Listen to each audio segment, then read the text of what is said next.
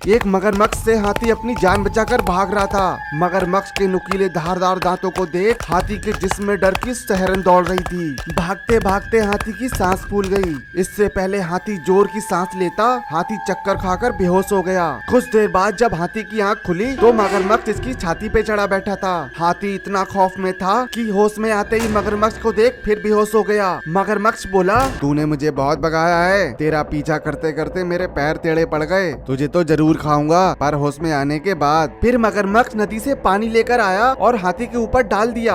बेसुध पड़े हाथी पे जैसे ही नदी का ठंडा पानी पड़ा तो फौरन हाथी को होश आ गया। डर और भय से कांपते हुए हाथी बोला, मगरमच्छ भाई छोड़ दो मुझे। मगरमच्छ ना में सर हिलाते हुए कहने लगा, छोड़ दूं वो भी तुझे, तेरे चक्कर में मुझे पूरे जंगल भर दौड़ना पड़ा है। हाथी समझ गया ये मगरमच्छ इसे मार के ही दम लेगा। हाथी इसी कसमकस में था कि मगरमच्छ ने एकाएक हाथी के जिस्म में दांतों को धंसा दिया। ऐसा होते ही हाथी जोर से चीखा। हाथी की चीख इतनी तेज थी कि आसपास के जानवर यहाँ आकर देखने लगे। ये नजारा इतना पीड़ादायक था कि जो भी जानवर इसे देख रहे थे वो आंखों से अपने आंसू को रोक नहीं पा रहे थे। हिरनी बोली, अरे कोई मदद करो उस बेचारे हाथी की। पर इस ताकतवर के सामने जाने की हिम्मत किसी में नहीं थी। मगरमच्छ अपनी पकड़ हाथी पे लगातार बनाए हुए था।